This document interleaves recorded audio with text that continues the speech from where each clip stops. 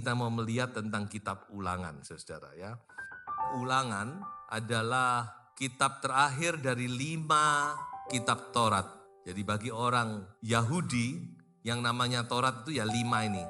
Makanya Pentateuch 5, tulisan dari Musa, Kejadian, Keluaran, Imamat, Bilangan, Ulangan. Tapi secara umum Perjanjian Lama itu semua bicara tentang Taurat. Tapi kalau Taurat yang fix itu 5 ini. Nah, kita mau melihat yang kelima dari kitab Taurat ini, yaitu kitab Ulangan. Kita mau lihat dulu beberapa introduksi untuk masuk dalam kitab Ulangan. Ulangan itu dalam bahasa Inggris dipakai kata Deuteronomy. Itu artinya the second law, hukum yang kedua. Kalau ada hukum yang kedua, ada hukum yang pertama. Yang pertama itu apa? Yaitu yang ditulis di dalam kitab Imamat. Jadi dalam kitab Ulangan ini adalah pengulangan dari Taurat. Jadi apa yang sudah ditulis atau diucapkan oleh Musa di kitab Imamat sekarang diulangi lagi oleh Musa di kitab Ulangan. Makanya disebut the second law, Deuteronomy. Jadi Musa mengulang kembali Taurat itu. Jadi mereka didudukkan kurang lebih selama 2-3 bulan. Mereka diajar lagi tentang Taurat sebelum masuk ke tanah Kanaan. Sebab setelah ini kita masuk kepada kitab Yosua di mana bangsa Israel mereka menduduki tanah Kanaan. Jadi sebelum mereka masuk ke tanah Kanaan, mereka diingatkan lagi oleh Musa tentang hukum Taurat. Kenapa harus diingatkan? Karena ini adalah generasi yang lain dengan generasi yang ada di kitab Imamat. Mereka sudah lewati 40 tahun, sudah berganti generasi. Dari sekian banyak orang cuma tinggal 2 yang hidup di sini. Yaitu siapa? Yosua dan Kaleb. Yang lain mati sudah. Jadi semua yang ada di sini adalah generasi yang baru. Next generation. Makanya Musa dia mengajar lagi, sebab sebentar lagi dia juga akan meninggalkan mereka. Tuhan bilang, kamu sebentar lagi akan kupanggil pulang. Musa sudah berusia 120 tahun. Di sini dia masih 80 tahun. 40 tahun sudah lalu. Itu inti sebenarnya dari kitab Ulangan itu pengulangan Taurat. Makanya disebut kitab Ulangan. Dan di dalam pengulangan itu kemudian Musa membawa mereka untuk berjanji. Make a covenant. Ulangan 29, Musa ajak mereka, ayo sekarang kamu harus berjanji. Berjanji untuk apa? Ya berjanji untuk menepati perkataan-perkataan ini. Supaya nanti kalau kamu masuk di tanah Kanaan itu, supaya kamu langgeng di situ. Jadi mendapat berkat itu satu hal, tapi langgeng di dalam berkat itu juga hal yang lain. Makanya Musa bilang, ayo kita berjanji. Nah perjanjian ini disebut sebagai perjanjian Palestina. Kalau di sini mereka berjanji di Gunung Sinai, di kaki Gunung Sinai, sebab itu disebut perjanjian Sinai. Tapi di sini mereka dibawa untuk masuk dalam perjanjian, disebut perjanjian Palestina atau perjanjian Moab. Mengapa nanti kita akan lihat. Jadi saudara harus tahu bahwa di dalam Ulangan itu ada covenant, namanya Palestinian Covenant, perjanjian Palestina. Itu sekedar mengerti. Sekali lagi perjanjian ini diikat oleh Musa antara Allah dengan bangsa Israel next generation. Bangsa Israel the second generation setelah mereka keluar dari Mesir. Yang ketiga, sudah lihat di dalam kitab Taurat itu ada 5, tadi sudah saya katakan bukan? Nah kalau kita bandingkan dengan perjanjian baru ada namanya 5 jawatan. Saudara. 5 jawatan itu digambarkan sebagai 5 jari dari jari manusia. Maka kita lihat di sini Kejadian, Keluaran, Imamat, Bilangan, Ulangan. Kayaknya kecil ya. Rasul, Nabi, Penginjil, Gembala, Guru. Jadi kalau kita simetriskan, Ulangan ini kayak guru memang. Dia mengajar. Jadi kalau sudah membaca kitab Ulangan itu tidak seru kayak Keluaran. Wah tulah-tulah kita dengan gambaran, wah seru ini. Gitu. Atau seperti Bilangan, sebuah petualangan, tidak ada. Hanya pengajaran, tapi ini penting saudara-saudara. Kalau kuping saudara gatel, kalau nggak ada ini bingung saudara. Ya apa mau masuk? Guru itu mengajar kita. Kita bisa jadi pinter karena adanya guru. Kalau nggak ada guru, kita nggak jadi pinter. Dibutuhkan dalam semua pihak, dalam semua bidang. Bukan hanya dalam sekolahan akademis, saudara belajar segala sesuatu. Saudara kalau nggak ada guru, nggak bisa. Sekarang memang saudara belajar bisa lewat YouTube dan sebagainya. Itu juga guru kita secara tidak langsung. Jadi kita butuh guru. Ya, kita butuh kitab ulangan. Dan saudara-saudara, memang kitab ulangan ini punya peranan yang penting. Kalau kita masuk kepada perjanjian baru, saudara-saudara, maka kita melihat di situ seringkali kitab perjanjian baru itu mengutip ayat-ayat di perjanjian lama. Yesus juga dalam kehidupannya dia seringkali mengutip ayat-ayat yang ada di perjanjian lama. Dan saya mau beritahu kepada Bapak Ibu Saudara bahwa yang paling banyak dikutip oleh Tuhan Yesus adalah ayat-ayat dari kitab ulangan.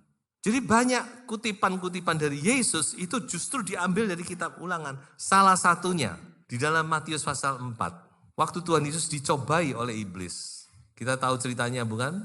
Tuhan Yesus dicobai di padang gurun oleh iblis. Itu Tuhan Yesus 3 kali melawan 3 pencobaan iblis itu dengan ayat-ayat yang dikutip dari kitab ulangan. Ada tertulis. Apa yang tertulis di sini? Firman Tuhan yang tertulis di dalam kitab ulangan. Makanya penting, saudara, ulangan untuk dibaca, untuk dipelajari. Itu sedikit introduksi. Sekarang saya akan membawa saudara untuk melihat sedikit tentang posisi bangsa Israel. Di mana sih waktu itu bangsa Israel kedudukan mereka? Jadi waktu itu mereka itu ada di dataran namanya dataran Moab. Sebentar lagi mereka akan masuk lewat kota Yeriko, bukan? Nah, sudah perhatikan di sini. Bagaimana perjalanan bangsa Israel itu secara global. Generasi pertama, ketika mereka mau masuk Kanaan, itu mereka lewat namanya Kades Barnea. Mereka gagal. Mereka sudah di pintu gerbang. Mereka berangkat dari Mesir, dibawa oleh Tuhan lewati Laut Merah langsung ke utara. Mereka tiba di tempat yang namanya Kades Barnea. Karena gagal, akhirnya Tuhan berkata balik ke padang gurun. Dan mereka mengembara di padang gurun Sin namanya. Dan banyak lagi tempat-tempat yang mereka datangi. Sampai akhirnya Tuhan bawa mereka ke Moab. Dan sekarang mereka siap untuk menduduki tanah Kanaan. Dan saya sempat berpikir, kenapa kok sama Tuhan dibalik? Karena dia ke Kades Barnea. Dan saya menemukan jawaban yang saat ini saya temukan, bahwa Tuhan itu punya cara yang kreatif, cara yang baru. Seringkali kita terpaku dengan cara yang lama. Oh, kalau dulu begini, sekarang pasti akan begini lagi. No. Kali ini lain. Tuhan tidak lewat Kades Barnea, tapi Tuhan lewat namanya dataran Moab. Kemudian mereka masuk ke Yeriko. Dan saudara bisa berikan catatan di situ, ada gunung Pisgah di paling atas. Itu adalah gunung di mana Musa menerawang tanah Kanaan. Ya, Musa kan nggak boleh masuk. Tuhan bilang, no, kamu nggak bisa masuk. Karena kamu sudah bersalah. Kamu tak suruh ngomong sama bukit batu, kamu pukul bukit batu itu. Kesalahan yang sederhana menurut kita, tapi menurut Tuhan tidak. Makanya saudara, kita jangan main-main. Banyak hal itu yang kita tidak mengerti. Apa sih beda nih dipukul sama di ngomong toh? Sebenarnya kalau kita pikir, apalagi yang dipukul cuma batu bukan? Tapi bagi Tuhan itu serius. Makanya Tuhan bilang, yuk kamu tidak bisa masuk Musa, sorry. Musa minta kemurahan Tuhan, tidak bisa. Bahkan dikatakan dalam Ulangan pasal 3, Tuhan sampai marah. Cukup, jangan ngomong lagi. Sampai Tuhan gitu sama Musa. Sudah. Tapi Musa diberi kemurahan. Sekarang kamu naik ke gunung Pisgah. Udah kamu lihat, itu loh tanah Kanaan yang akan kuberikan kepada umatku. Udah kelihatan? Kemudian dibawa naik gunung Nebo dan mati di sana Musa. Nah, ini sedikit gambaran tentang kitab ulangan. Ada beberapa pelajaran penting dalam kitab ulangan yang harus kita mengerti. Pelajaran yang pertama, yaitu prinsip Taurat. Saudara harus mengerti prinsip ini, tapi saudara harus juga mengerti di mana letak prinsip ini. Jadi prinsip Taurat itu cuma satu, saudara. Kalau sudah membaca di Ulangan 28, di situ ada kutuk, ada berkat. Jadi prinsip daripada Taurat itu kalau kita nurut, kita diberkati. Kalau kita tidak nurut, kita dikutuk. Kalau kita melakukan Taurat, kita akan diberkati. Yang sering kali dikutip oleh hamba-hamba Tuhan, kamu akan tetap naik, kamu akan diberkati ini, kamu akan ini jadi kepala dan bukan ekor, dan seterusnya. Itu kan berkat yang sering dikutip dalam kitab Ulangan ini kan sering dibicarakan. kamu akan tetap naik, kita anak Tuhan. Tidak salah, asal penerapannya benar. Jadi prinsip Taurat itu sederhana. Kalau kamu mau diberkati, kamu nurut toh. Kalau kamu tidak nurut, yang datang bukan berkat, tetapi kutuk. Jadi itulah prinsip Taurat. Tetapi saudara, masalahnya manusia ini lemah. Mungkin kita bisa nurut 1-2 hari, nanti hari ketiga kita bisa gagal. Kita tidak bisa mengikuti Taurat kayak gitu. Dan kenyataannya memang tidak ada satu orang pun di dunia yang bisa mengikuti Taurat, siapapun juga. Bahkan Musa sendiri gagal. Nah, dia tidak bisa masuk Kanaan. Jadi kalau Taurat ini diterapkan kepada kita akan sama, saudara-saudara. Kita enggak akan lebih baik dari bangsa Yahudi, bangsa Israel. Tetap kita enggak akan bisa mengikuti Taurat. Tidak kebetulan, saudara, ini merupakan gambaran Maleakhi pasal 4 ayat 6. Saya bacakan saja untuk saudara. Ini adalah ayat terakhir dari kitab Perjanjian Lama. Maleakhi pasal 4 ayat 6. Maka ia akan membuat hati bapak-bapak berbalik kepada anak-anaknya dan hati anak-anak kepada bapak-bapaknya supaya jangan aku datang memukul bumi sehingga musnah. Dan ayat ini dalam bahasa Inggris ditulis begini, lest I come and smite the earth with a curse. Jangan sampai aku datang dan aku hancurkan bumi ini dengan kutuk. Titik. Lalu 400 tahun Tuhan bungkam tidak ngomong apa-apa. Jadi lembaran antara Perjanjian Lama dan Perjanjian Baru ini nilainya 400 tahun, saudara-saudara. Apa yang ada? Cuma tulisan Perjanjian Baru. Memang Tuhan bungkam. Jadi kata-kata yang terngiang-ngiang di dalam telinga bangsa Israel selama 400 tahun, kata terakhir, curse, kutuk. Itu yang menggema di telinga mereka. Itulah kesimpulan dari Perjanjian Lama. Mengapa? Karena memang tidak ada satu orang pun yang bisa melakukan Taurat. Sampai kita masuk di Perjanjian Baru, ada seorang diutus oleh Tuhan, lahir dari Allah dan namanya ialah Yesus. Dia saja yang bisa menggenapi Taurat. Bukan cuma menggenapi Taurat, tapi dia juga yang membayar tuntutan Taurat itu. Menggenapi Taurat satu perkara, dia bisa hidup benar, tidak berdosa, dia menggenapi semua tuntutan Taurat. Tapi dia bukan cuma menggenapi tuntutan Taurat, tapi dia membayar kutuk Taurat itu. Dengan jalan apa? Dengan jalan dia menjadi kutuk. Coba kita baca Galatia pasal 3 ayat 12 sampai ayat yang ke-14.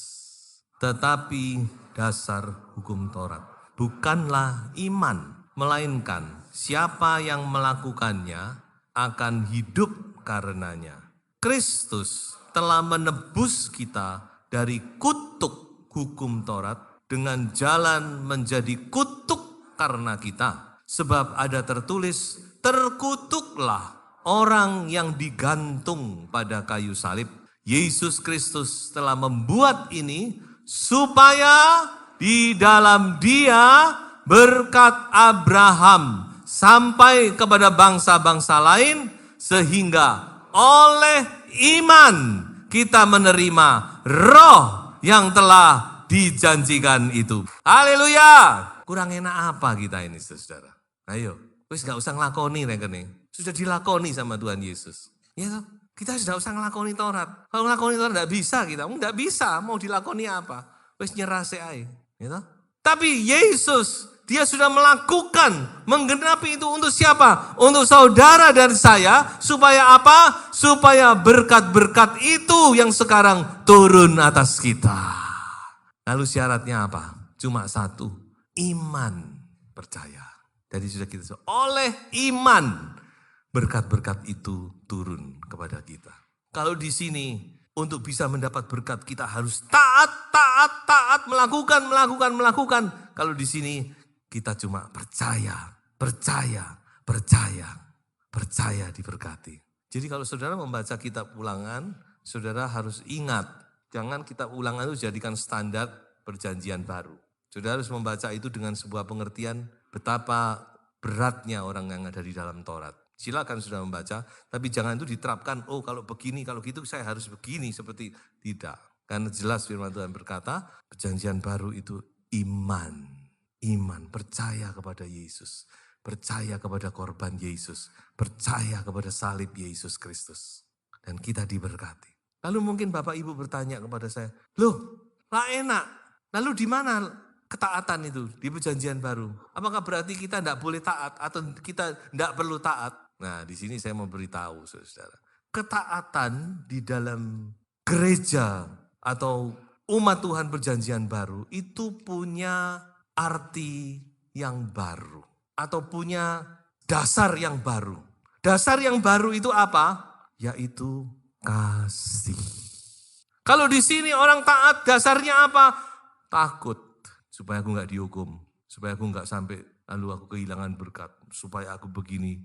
Mereka dasarnya adalah fear, ketakutan, takut dan takut.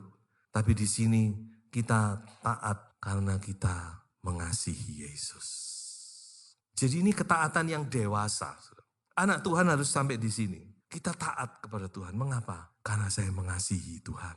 Karena saya tahu Dia mengasihi saya. Karena saya tidak mau menyakiti hatinya. Bukan karena takut. Nanti kalau saya tidak taat, lalu saya dihukum. Memang sih prinsip peringatan itu tetap ada. Tapi dasarnya itu lain. Saudara. Inilah ketaatan yang dewasa. Makanya Tuhan Yesus ngomong di dalam perjanjian baru kan. Dia ngomong begini. Kalau kamu sungguh-sungguh mengasihi aku, kamu akan taat kepadaku. Mengasihi. Di ayat lain dia berkata, orang yang taat itu dia orang yang mengasihi aku. Jadi ketaatan kita ini saudara-saudara, jangan dijadikan sebuah bayaran untuk kita mendapat berkat. Tidak perlu. Saudara sudah diberkati oleh Tuhan. Amin. Saudara ini ada di bawah berkat, bukan di bawah kutuk. Amin. Jadi jangan percaya dengan pengajaran kutuk. Karena kita ada di bawah berkat oleh iman percaya kita kepada Tuhan. Firman Tuhan berkata, berkat Abraham itu sampai kepada kita. Lalu kita taat karena apa? Karena kita mengasihi Yesus. Karena kita mengerti Dia mengasihi kita sampai Dia mengorbankan nyawanya. Itu ketaatan yang sebenarnya Tuhan inginkan. Dan yang harus Anda dan saya miliki. Pesan yang kedua. Ulangan itu kan mengulang saudara ya. Diulangi lagi, diingatkan lagi. Makanya kalau sudah baca Alkitab, kalau di HP saya tidak tahu ada enggak. Perikop-perikopnya sudah lihat peringatan tentang ini, peringatan tentang ini, peringatan tentang riwayat ini. Diingatkan, peringatan. Jadi ternyata peringatan itu penting saudara. Kenapa penting? Karena kita ini pelupa. Pelupa kita ini saudara. Makanya saudara-saudara kenapa kita harus terus baca firman ini ya. Walaupun sudah pernah baca, bacaan lagi. Kenapa? Supaya kita diingatkan terus. Karena kita ini pelupa saudara. Kitab ulangan itu mengingatkan kita. Dan kalau kita diingatkan, firman Tuhan berkata, nah coba kita baca ayat ini ya. Dan sudah lupakah kamu akan nasihat yang berbicara kepada kamu seperti kepada anak-anak? Hai anakku, engkau diperingatkannya karena Tuhan menghajar orang yang dikasihinya dan Ia menyesah orang yang diakuinya sebagai anak. Jadi firman Tuhan jelas berkata, kalau kita diingatkan sama Tuhan, jangan menolak, jangan anggap sepi, jangan anggap remeh, jangan diabaikan, jangan acuh tak acuh, jangan engkau tidak mendengar. Karena peringatan firman Tuhan itu, kalau Tuhan sudah mengingatkan, itu ada sesuatu. Jadi kalau firman Tuhan diberitakan, kita jangan menangkap, Makanya tadi katakan, jangan dianggap enteng. Tapi juga jangan putus asa. Ya sudah, kecewa putus asa juga jangan. Karena namanya peringatan itu pasti ada sesuatu.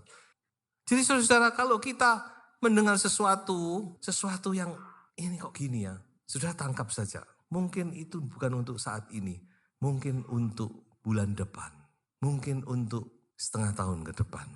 Makanya firman Tuhan berkata, anak-anakku, kalau kamu diingatkan, itu kamu harus bersyukur. Itu sebagai tanda bahwa kamu ini adalah anak-anak Tuhan, dikasihi oleh Tuhan.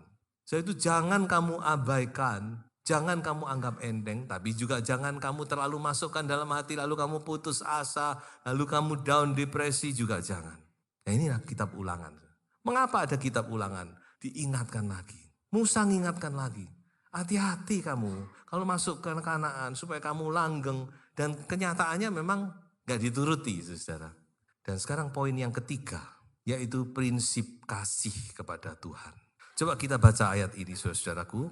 Dengarlah, hai orang Israel, Tuhan itu Allah kita, Tuhan itu Esa, Yesihilah Tuhan Allahmu dengan segenap hatimu dan dengan segenap jiwamu dan dengan segenap kekuatanmu. Ini ayat yang paling terkenal.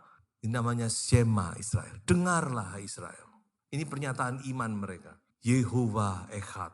Allah itu Esa. Tuhan itu Allahmu. Tuhan itu Esa. Dan kasih Tuhan dengan segenap hatimu. Segenap jiwamu. Segenap kekuatanmu. Coba kita lihat lagi ayat berikutnya ini. Maka sekarang hai orang Israel, apakah yang dimintakan daripadamu oleh Tuhan Allahmu? Selain dari takut akan Tuhan Allahmu, hidup menurut segala jalan yang ditunjukkannya, mengasihi Dia, beribadah kepada Tuhan Allahmu dengan segenap hatimu dan dengan segenap jiwamu. Saudara, kalau saudara membaca di dalam kitab Ulangan, segenap hati, segenap jiwa, itu muncul 10 kali dalam kitab Ulangan. Itu tidak main-main, saudara. Tidak ada kitab lain seperti ini. Artinya apa? Inilah hati Tuhan. Segenap artinya apa? 100%. Kalau engkau mau mengasihi Tuhan, kasihi dengan segenap. Tuhan tidak mau yang separuh-separuh itu. Kalau Tuhan minta, itu segenap. Inilah inti dari hati Tuhan kepada umatnya, yaitu Dia ingin supaya saudara dan saya, kita mengasihi Tuhan dengan segenap, sepenuh hati kita. Tuhan tidak mau yang separuh-separuh. Standarnya Tuhan adalah 100%.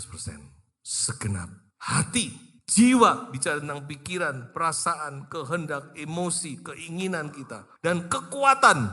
Jadi ini bukan tuntutan Tuhan untuk pendeta, ingat, tapi untuk umat, saudara. Tentu saudara lain dengan hamba Tuhan, punya jadwal dan sebagainya, pekerjaan kita lain. Tapi hatimu harus full untuk Tuhan. Lalu saudara mungkin berpikir, Tuhan minta gitu tuh sebandingkah? Apa enggak kelebihan Tuhan minta? Apa enggak keterlaluan? Kalau Tuhan minta itu, Dia memang pantas. Mengapa? Karena Dia sudah menyatakan, nunjukkan lebih dulu kepada kita. Dia memberi kepada kita itu bukan memberi yang ecek-ecek. Dia memberi kepada kita itu bukan sekedar. Dia menyelamatkan kita, bukan Dia ngirim Gabriel, bukan Dia ngirim Mikael, bukan Dia ngirim Kerubium. Tetapi Dia sendiri datang. Bapak mengutus anak, anak menyerahkan diri untuk mati bagi kita. Paulus ngomong, adakah yang lebih baik dari ini? Adakah korban yang lebih hebat dari ini? Tidak ada. Jadi kalau Allah kepada manusia aja berbuat gitu. Kalau sekarang Allah minta kepada manusia, berikan segenap hidupmu kepadaku. Itu tidak keterlaluan, saudara. Itu sangat-sangat sebanding. Karena Tuhan sudah lebih dulu mati bagi kita. Sebab itu di akhir daripada khotbah saya mau akhiri dengan sebuah pesan penting. Intinya cuma segenap. Segenap hidup. Segenap harus kamu persembahkan kepada Tuhan. Kasih Tuhan, jangan asal-asalan. Bekerja buat Tuhan, jangan asal-asalan. Melayani Tuhan, jangan asal-asalan. Memberi kepada Tuhan, jangan asal-asalan. Jangan dianggap, oh sudah lebih dari cukup. No! Selamanya kita tidak akan cukup. Seperti seorang anak kepada orang tua. Kita tidak bisa balas selama, apalagi kepada Tuhan. Kecuali kita menyerahkan hidup kita. Segenap hidup ini untuk Tuhan. Tuhan Yesus memberkati saudara semuanya.